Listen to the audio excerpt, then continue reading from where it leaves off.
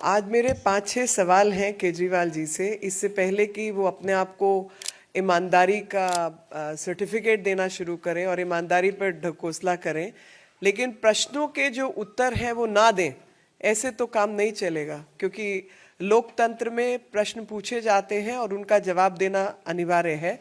और मुझे लगता है कि जिन लोगों को डेमोक्रेसी में, लोकतंत्र में भरोसा है, वो ये भी जानते हैं कि उनका जो विश्वास है वो मतदान पर होता है, ना कि मद्यपान पर। यहाँ पर ये मद्यपान पर भरोसा रखने वाले लोग दिखते हैं, जो जिस तरीके की इनकी एक्साइज पॉलिसी रही।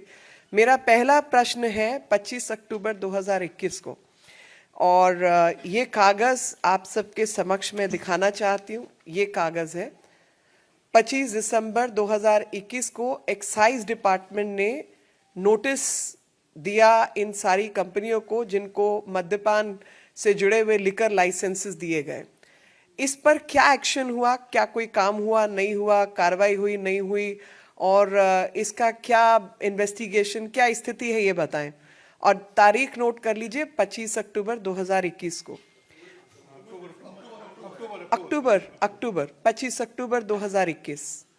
उसके बाद 14 जुलाई 2022, यानी सिर्फ एक हफ्ता पहले की बात है, जिसमें कैबिनेट नोट के बिना अप्रूवल के हफड़ तफड़ में, क्योंकि उसमें 48 घंटे का भी समय रहता है, जिसमें नोटिस जारी होने चाहिए 48 घंटे पहले एलजी के पास जाना चाहिए, बिना किसी काम के, बिना किसी प्रोसेस को फॉलो किए, बिना किसी नियम और कानून को फॉलो किए हुए 144.26 करोड़, मैं एक बार आंकड़ा दोबारा से चेक करके आपको बता देती हूँ, 144.36, 26 नहीं 36 करोड़, 144.36 करोड़ का जो वेवर है, क्या वो मनीष सिसोदिया जी के नेतृत्व में उन कंपनियों को दिया गया बिना नियम, बिना कानून का पालन किए? फिर क्योंकि लिकर कार्टेल दिल्ली में चल रहा है, एक पूरा का पूरा एक गैंग है जो ये माफिया चला रहा है,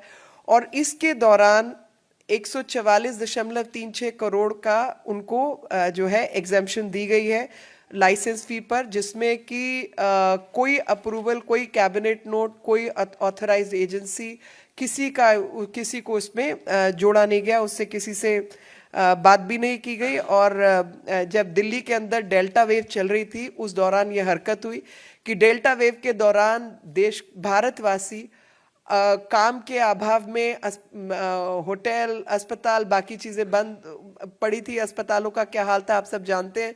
उन सब के अभाव में दिल्ली छोड़ कर जा रहे थे और उनके पास कोई रोटी रोजगार नहीं था। उस समय ये काम कर रहे थे कि डायरेक्ट ऑर्डर्स दे रहे थे कि 144.36 करोड़ जो है वो माफ कर दो। मेरा तीसरा सवाल कि L1 का जब टेंडर लगता है किसी भी कंपनी का, तो उस L1 के टेंडरिंग से पहले आपको कुछ जो है अर्नेस्ट मनी डिपॉजिट देना पड़ता है। वो अर्नेस्ट मनी डिपॉजिट जो है 30 करोड़ का दिया गया एक कंपनी द्वारा, और उस 30 करोड़ के अर्नेस्ट मनी डिपॉजिट को अगर L1 की प्रोसेसेस को फॉलो नहीं किया, अगर no objection certificate airport authority का चाहिए था, कुछ और चाहिए था, आप वो काम नहीं करके आप अपना सरेंडर कर देते हैं, तो जो आपका अर्नेस्ट मनी डिपॉजिट है वो फोरफीट हो जाता है, वो सरकारी खाते में, खजाने में चला जाता है। लेकिन इस केस के अंदर ये जो 30 करोड़ रुपए थे, बिना अप्रूवल, बिना प्रोसेसेस, बिना नियम, बिना कानून फॉलो किए हुए उस कंपनी को वापस किया गया। मेरा चौथा सवाल कि 50 रुपए जो विदेशी अल्कोहल है और खास तौर पे बियर, तो 50 रुपए पर केस की एग्जेम्पशन जो है वो एग्जेम्पशन दी गई बियर के केसेस पर जो इंपोर्टेड लिकर था, विदेश से आने वाला जो अल्कोहल था, लिकर था, उसके ऊपर 50 रुपए पर केस की एग्जेम्पशन, बिना किसी अप्रूवल के, बिना किसी कैबिनेट नोट के, बिना किसी ऑथराइज्ड एजेंसी के, बिना एलजी को सूचित किए, ये 50 रुपए भी पर केस कम किया गया, जिसकी वजह से जो दिल्ली की जनता है, उनके जो टैक्स के फायदे थे, जो उनको पैसा आना था, वो सब जो है जनता के पैसे का लगातार नुकसान किया गया। इसके बाद जो एक ब्लैक लिस्टेड कंपनी है खाओगली, खाओगली नाम की जो ब्लैक लिस्टेड कंपनी है, उसको इन्होंने 2 जोन्स के ठेके दिए हैं। 2 जोन्स के अंदर ब्लैक लिस्टेड कंपनी को ठेका कैसे दिया, इसकी भी एक्सप्लेनेशन ये केजरीवाल जी तथ्यों के साथ दें तो हम सबको ईमानदारी का सर्टिफिकेट असेस करने में मदद होगी। एक कार्टलाइजेशन जो है टेंडरिंग प्रोसेसेस के अंदर कार्टलाइजेशन बंद होती है कि हम 4-5 लोग तय कर लें आपस में कि हम 4-5 कंपनियां फ्लोट करेंगे और उसी के आधार पर मिलजुल के हेराफेरी करके हम इकट्ठे टेंडरिंग में उतरे और टेंडरिंग प्रोसेस में कि इसको मिले तो मैं पार्टनर, मेरे को मिले तो ये पार्टनर, इस तरीके की जो चीज़ें हैं वो अवैध है, इलीगल है, गैर कानूनी है। लेकिन आपको हैरानी होगी कि इस सारी जो लिकर पॉलिसी है जिसके अंदर सब धांधलेबाजी हुई है, उसके अंदर कार्टलाइजेशन की प्रोसेस जारी थी। मंगूटा एक कंपनी है, वो मंगूटा कंपनी एक इंडोस्प्रिट और एक खाओगली, ये 3-4 कंपनियों की कार्टलाइजेशन के बाद ये काम हुआ और इन सब के पीछे श्रीनिवास आलू रेड्डी का जो है एमएसआर का क्या लेना देना है, कितने पैसे लगे, क्या है, इसकी अगर वो ब्यौरा देंगे तो जनता को सहूलियत होगी ईमानदार का सर्टिफिकेट असेस करने में। तो आज जो है हम यही बताने आए हैं कि इन सब इलीगल गैर कानूनी चीज़ों को लेकर जिस तरीके की धोखाधड़ी दिल्ली की जनता के साथ हुई है और जो बहुत बड़ा जो है स्कैम ही कहेंगे, उसका ब्यौरा जो है तथ्यों के आधार पर अगर केजरीवाल जी देते हैं तो हमें जो है सहूलियत हो जाएगी। और इनको ऐसी आफत क्या आई कि इनको अर्जेंट नोट सर्कुलेट करना पड़ा बिना 48 घंटे का नोटिस दिए, क्योंकि कोई भी पॉलिसी नोट है उसमें कोई मरने जीने वाला नहीं, कोई आग नहीं लगी, कोई आपदा नहीं आई, कुछ नहीं हुआ।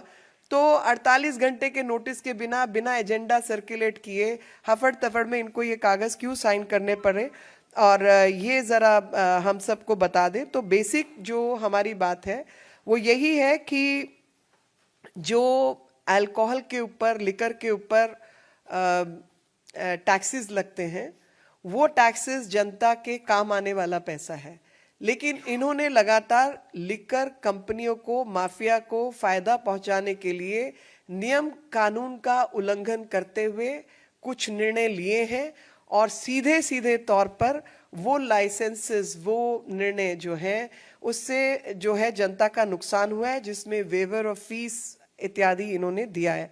अब इसी बात को मैं जो अंग्रेजी चैनल्स हैं उनके लिए कहना चाहती हूँ कि in a non-confirming manner and even wards, मैं डिटेल में नहीं जा रही, ये सवाल मैंने पूछ लिए हैं, एक वार्ड के अंदर 2 ठेके खोलने का, फिर 2 से अधिक खोलने का, उसकी भी कोई परमिशन नहीं थी, वो भी इन्होंने काम किया है। जो पीनल एक्शन जिन लोगों के खिलाफ होना चाहिए था वो पीनल एक्शन नहीं लिया गया, क्योंकि उनके जो पेट लाइसेंसेस है वो कैंसिल होने चाहिए, वो नहीं हुए।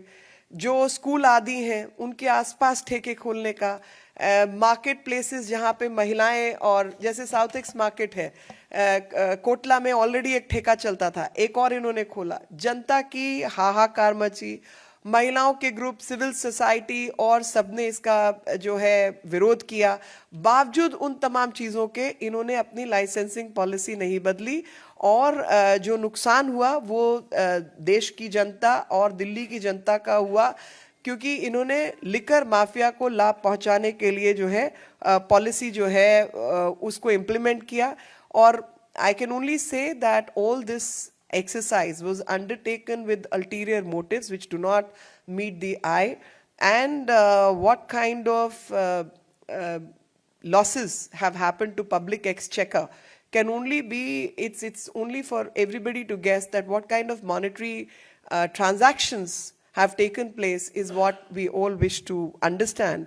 And this so-called the sticker of Imandar Sarkar will be given to you later when you decide to answer us on facts. The very first fact is on 25th October 2021, This was a notice issued by Excise Department of Delhi to the companies concerned who were part of the cartelization process in tendering process itself. What happened to this notice? What action was taken? What investigation happened? Whether any action was taken or not undertaken is what we want to understand. And please answer specifically pertaining to the notice and don't talk about Imandar Beiman Sarkar. The second question is on 14 July 2022, 1 week ago, without a cabinet note, without an approval, 144.26 crore was waived off from the liquor cartel. And this was done without adequate approvals, without proper notice to the Lieutenant Governor and other authorities who, as part of processes, approvals need to be taken in a process and rule-bound manner, which has not been done. And then when you issue tenders and someone qualifies under L1, that's the first tender, in those circumstances, there is something called earnest money deposit, EMD. And in case that L1 processee does not process further, does not take appropriate action in furtherance to the intention of participation in the tender, in those cases, the earnest money deposit is forfeited by the government. And in this case, the earnest money deposit was of 30 odd crores, which was waived off. And again, the waiver happened without adequate approvals from the cabinet and other such authorized people concerned. Then 50 rupees per case in case of imported beer was waived off. Now that is a straightaway loss to the exchequer and public money. So he's someone who's been squandering public money. Rupees 50 per case, which would have added to the coffers and the treasury of Delhi government and would have been used by the people of Delhi, was waived off in favor of a company so that foreign liquor could enter the market at a cheaper rate. Then there is another waiver which was, there's a company called Khaugali, which is blacklisted company. How was this blacklisted company allowed to participate in the tendering process itself? And 2 zones have been allocated to this particular company. In the process of tendering, cartelization is prohibited. And in this case, the sincere request is to investigate this particular part, that Manguta is one company, Indospirit is another company, and Khaugali is the third company. These companies formulated a cartel, and through the cartelization process, and at the back, I mean, I have no knowledge, but I would want everyone to investigate. Is this Srinivasalu Reddy, MSR, whose money is behind these companies? That needs to be brought forward, and Mr. Kejriwal can answer. In fact, in respect of cartelization, the blacklisted companies cannot participate. The manufacturers of the alcohol cannot be the distributors. That's another point in the entire tendering process. In this case, the manufacturers were also the distributors. That is where this tendering process was wrong. And all this happened under the leadership of Mr. Sisodia, and Mr. Kejriwal was the one who was chairing these meetings. I think they both need to come forward and answer these questions. खास तौर पर ये तो पता चलना चाहिए कि जो अल्कोहल बनाने वाली कंपनियां हैं, वो कंपनियां कभी भी बेचने वाली कंपनी नहीं हो सकती, तो वो भी टेंडरिंग प्रोसेस से प्रोहिबिटेड है, लेकिन इन्होंने वो काम भी किया. So I think we've asked these questions, and I would request Mr. Kejriwal to specifically answer these questions. ये सब प्रश्नों का वो जवाब दे. तो ईमानदार बेईमानी का जो तगमा है वो तो दिल्ली की जनता आपको लगाएगी और देश की जनता देख रही है, लेकिन इधर उधर की बात नहीं करें और सीधे प्रश्नों का सीधा जवाब दें, तो हम सबको तगमा देने में आसानी होगी. इन्हीं शब्दों के साथ आपका आभार. कोई प्रश्न है तो आप पूछ लीजिए.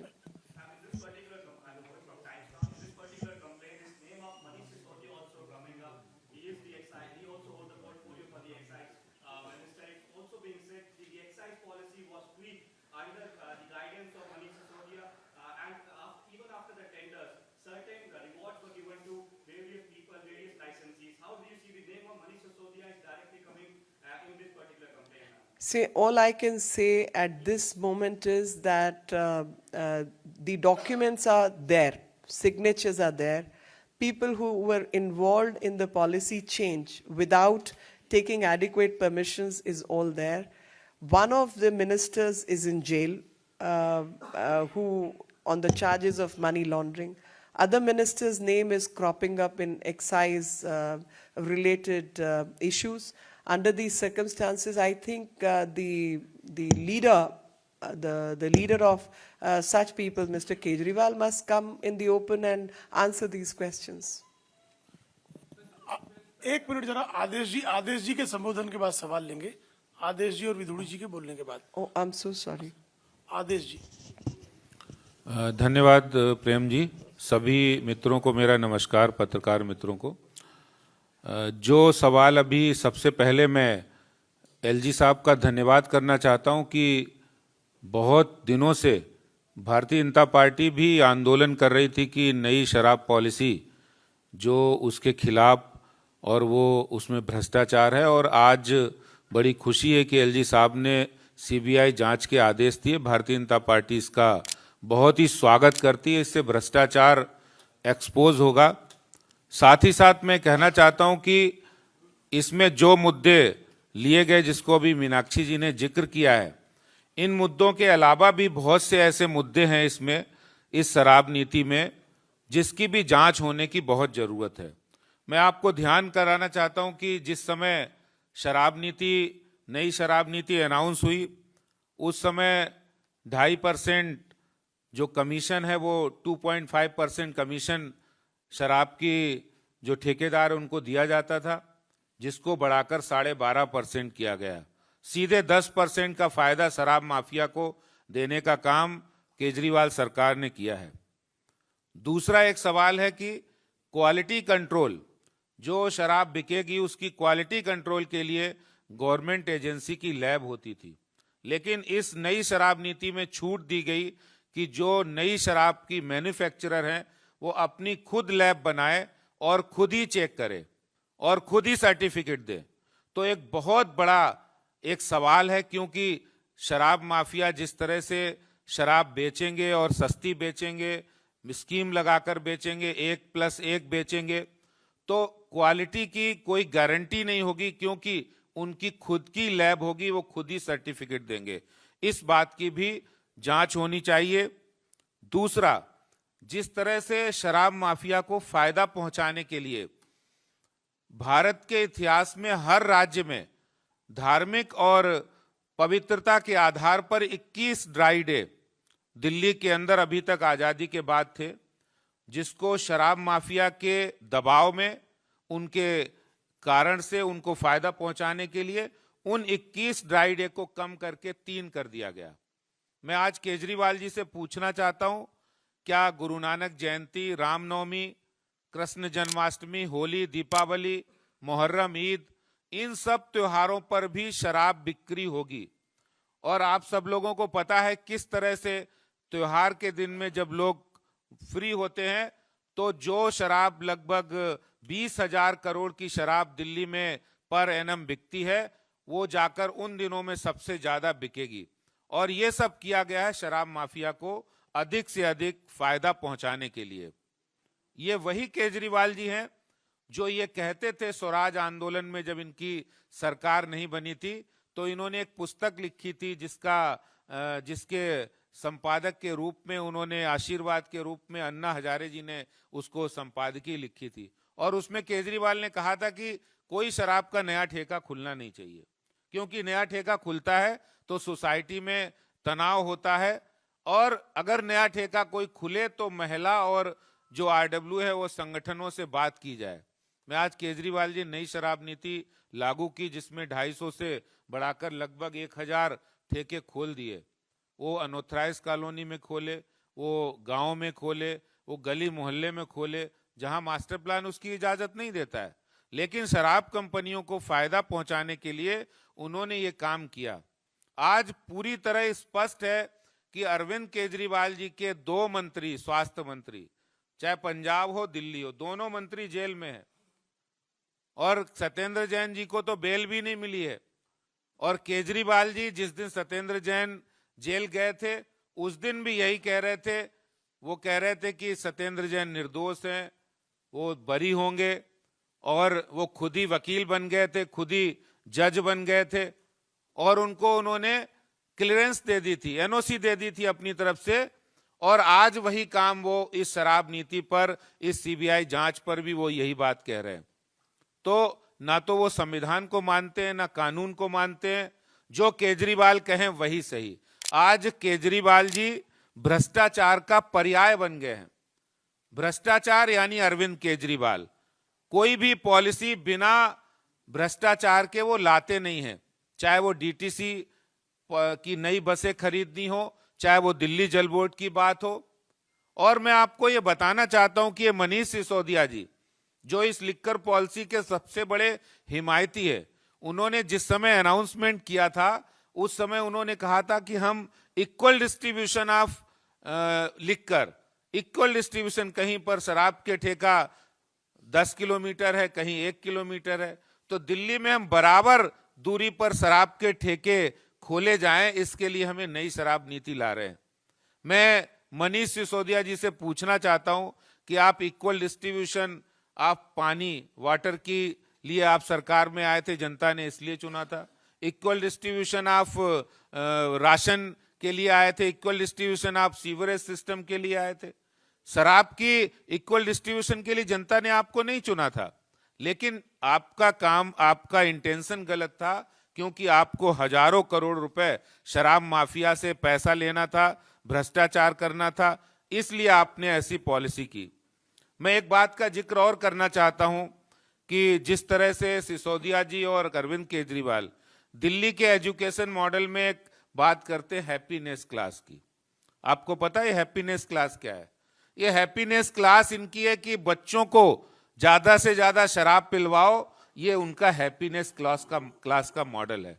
और इसीलिए आज जब अनऑथराइज्ड कॉलोनी के अंदर शराब के ठेके खोले गए, महिला संगठन आगे आए और उन्होंने विरोध किया, तो आपने भी देखा होगा कई जगह बाउंसर बुलाकर, गुंडे बुलाकर उन महिलाओं को, बहनों को और उन युवाओं को पिटवाया गया, क्योंकि केजरीवाल जी चाहते हैं गली मोहल्ले में युवा शराब के नशे में डूब जाए और फिर वो सही बात नहीं कह सके और पढ़ाई लिखाई नहीं कर सके। ये काम अरविंद केजरीवाल सरकार ने किया है। मैं आज सीबीआई जांच का तो स्वागत करता ही हूं, लेकिन केजरीवाल जी से पूछना चाहता हूं कि जिस तरह से आपने बेशर्मी ओढ़कर उस अपनी बातों को हमेशा सच कहने का कारनामा करते हो। पंजाब में जाकर आप कह रहे कि नशा बंदी करेंगे, गुजरात अभी गए, कह रहे यहां पर शराब बंदी है, हम इसको अच्छी तरह लागू करेंगे। ये दोमुहा, ये दोगलापन आप छोड़िए। दिल्ली के अंदर जो आपने हजारों करोड़ रुपए का भ्रष्टाचार किया, उसका सच्चाई तो सामने आने ही वाली है। ये जो शराब की नई नीति है, इसके कारण से जो हजारों करोड़ रुपए भ्रष्टाचार करके इसका फायदा जो पंजाब में और आम आदमी पार्टी को मिला है, वो सिर्फ और सिर्फ उन्होंने अपने फायदे के लिए नई शराब की नीति लाए हैं। मैं इसकी सीबीआई जांच का बहुत स्वागत करता हूं। और एक बात जरूर कहना चाहता हूं केजरीवाल जी कि डुबा दी दिल्ली दारू में, आपने डुबा दी दिल्ली दारू में, पर पानी तुम ना पिला पाए। ठेके तुमने बढ़ा दिए, पर स्कूल एक भी ना बना पाए। पीने की उम्र घटा दी तुमने, पर प्रदूषण तुम ना घटा पाए। और नशा बांट दिया युवाओं में, पर रोजगार तुम ना दिला पाए। सर जी, आपके इन करतूतों में निश्चित रूप से बहुत बड़े करप्शन और भ्रष्टाचार की बू आ रही है। और मैं आज भारतीय जनता पार्टी की ओर से कहना चाहता हूं, केजरीवाल जी चुप हम नहीं बैठेंगे। कल हम एक प्रचंड प्रदर्शन दिल्ली में इस पॉलिसी के खिलाफ, जिस तरह हमारा आंदोलन चल रहा था, हम एक प्रचंड प्रदर्शन करने वाले हैं कल। केजरीवाल जी के ऑफिस पर, घर पर, कहीं पर भी निश्चित होगा, हम इस प्रदर्शन को करेंगे। यही बात हमें कहनी है। बहुत बहुत धन्यवाद। आदरणीय विधुड़ी जी। आदरणीय बहन मीनाक्षी लेखी जी और श्री आदेश गुप्ता जी के बोलने के बाद बहुत कुछ मेरे पास बोलने के लिए नहीं है।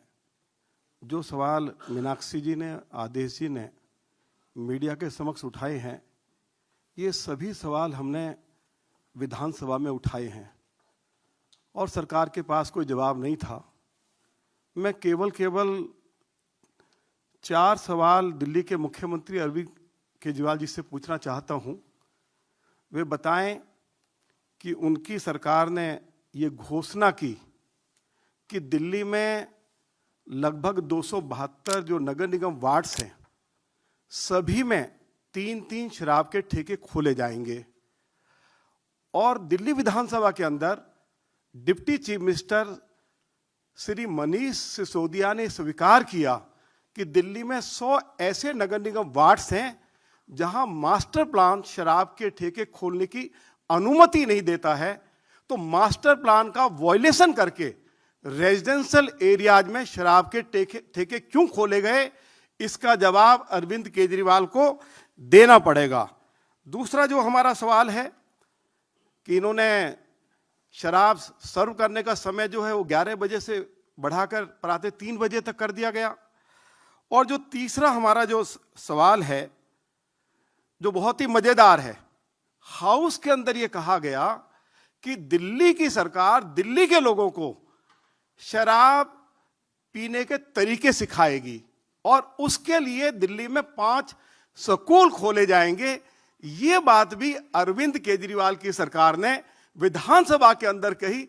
और चौथी बात कितनी मजेदार है, दिल्ली के अंदर सैकड़ों बार मालिक हैं, पहले वो कहीं से भी शराब खरीद सकते थे, लेकिन अरविंद केजरीवाल ने इस नई पॉलिसी में यह प्रोविजन कर दिया कि बार मालिक केवल इन्हीं शराब के ठेकेदारों से शराब खरीदेंगे, कहीं और से शराब नहीं खरीद सकते हैं। तो ये पहले कभी भी आजादी के बाद कभी भी इस तरह की व्यवस्था नहीं थी। हम विधानसभा के अंदर भी ये बात कहते रहे कि ये जो नई शराब पॉलिसी है इसमें सैकड़ों करोड़ रुपए का घोटाला हुआ है, इसकी जांच सीबीआई करे। दिल्ली के ऑनरेबल एलजी ने सीबीआई से जांच करने के आदेश दे दिए हैं। हम ऑनरेबल एलजी के इस फैसले का स्वागत करते हैं, अभिनंदन करते हैं। बहुत बहुत धन्यवाद। आपके प्रश्नों का स्वागत है। आदरणीय मीनाक्षी जी आपके प्रश्नों का उत्तर देंगी।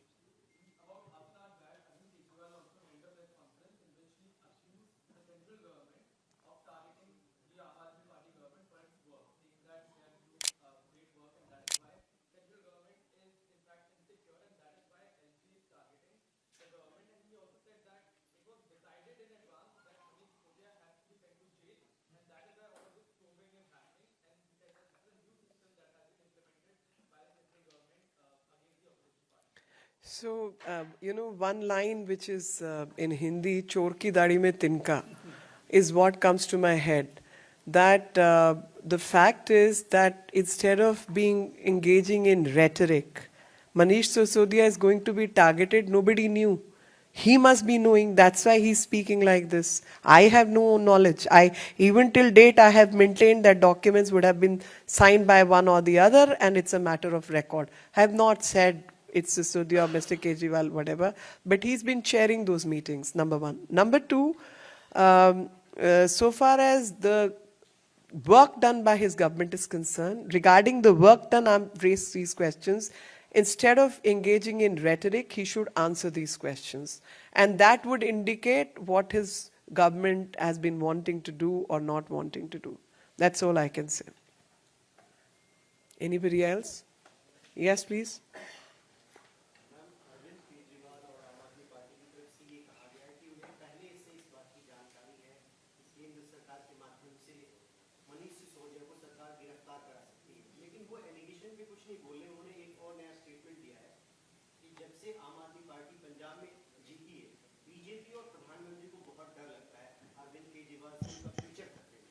भाई फ्यूचर तो इनका क्या है वो ये देख के बताए ना। इनके जो कारनामे हैं वो ये बेहतर जानते हैं।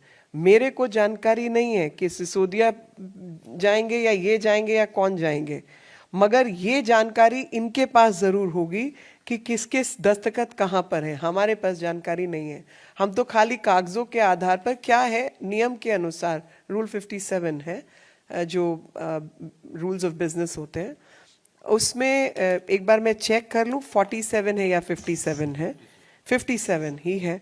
तो 57 के मुताबिक अगर कोई भी गैर कानूनी चीज टेंडरिंग प्रोसेस में इसमें उसमें अनियमितता होती है तो उसको चीफ सेक्रेटरी फ्लैग ऑफ करते हैं। तो इस केस में भी चीफ सेक्रेटरी ने फ्लैग ऑफ करके वो एलजी के पास भेजा, उस पर कार्रवाई हुई है। कागज किसके, हस्ताक्षर किसके, जानकारी इनके पास है, तो ये जानते होंगे। मैं अपनी तरफ से नहीं बोल रही, पर अरविंद जी जैसी बात कर रहे हैं तो जाहिर है मनीष सिसोदिया के ही सिग्नेचर्स होंगे। ये अरविंद जी कह रहे हैं, मैं नहीं कह रही।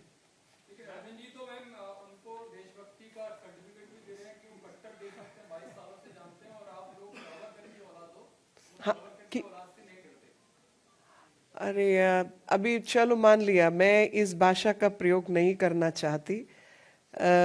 हम किसकी औलाद है, वो किसकी औलाद है, ये भाषा जो है एक मुख्यमंत्री को शोभा नहीं देती, खास तौर पे जब वो मेयर्स का कार्यक्रम अटेंड करने के लिए ये सब नाटक कर सकता है। लेकिन विषय बहुत छोटा सा है कि जो सवाल आपसे आपके लिकर पॉलिसी के पूछे गए हैं, आप बताइए 140.36 करोड़ आपने क्यों छोड़ा? आप बताइए 50 रुपए पर केस आपने क्यों छोड़ा?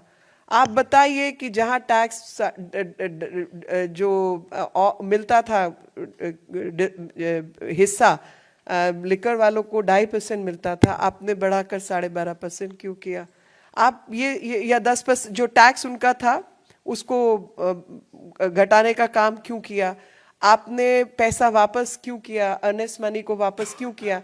ये सब चीजों के जवाब दीजिए ना जी।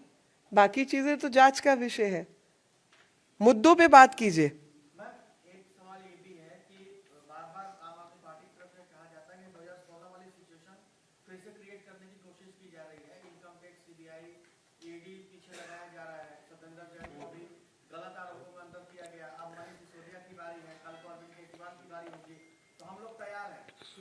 नहीं, वो अच्छी बात है, ये तैयारी तो रहनी चाहिए। अगर गलत काम किए तो ये तैयारी सबका होना चाहिए, क्योंकि इस देश में जो नियम कानून बने हैं वो हमने नहीं बनाए। 2014 से पहले के नियम कानून हैं जो कि गैर कानूनी काम करने वालों पे लागू नहीं होते थे, अभी लागू होने शुरू हो गए, वो लागू होने चाहिए। और जिन्होंने गलत काम किया उनकी तैयारी भी रहनी चाहिए, क्योंकि देश के नियम कानून अपना काम करेंगे।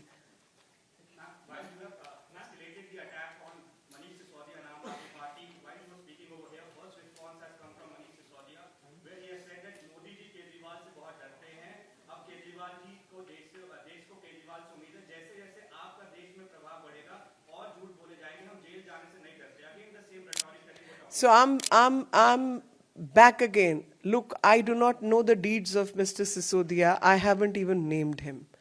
I do not know the deeds of Mr. Kejriwal. I have not named him in that sense. I have only named the people that he, in his leadership position, if there is a malpractice happened, who are the direct beneficiaries in those malpractices? Who are the people who have made a fool out of the public money, who have usurped the public exchequer's money? That's what they need to answer. They need to answer on these questions.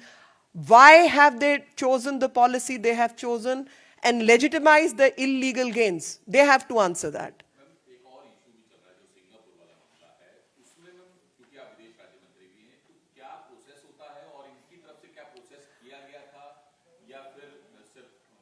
मैं Singapore से related कोई जरा मैं एक note आपको पढ़ के बता देना चाहती हूँ।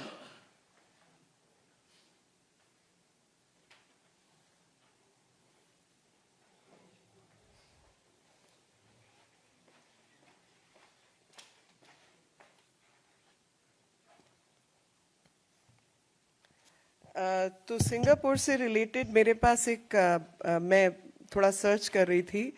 The new form of coronavirus in Singapore is said to be very dangerous for children. It could reach Delhi in the form of a third wave. My appeal to the central government: 1, cancel all air services with Singapore with immediate effect. 2, work on vaccine alternatives for children on a priority basis. The Delhi Chief Minister said in a tweet in Hindi on Tuesday. And Singapore के जो foreign minister थे Vivaan Balakrishna also slammed Kejriwal saying politicians should stick to facts, there is no Singapore variant. This is the history of this man. This is how he's treated Singapore in the past. This is how he tried to create rift between India and Singapore, which is a friendly nation. Do you trust this person? I have nothing more to say.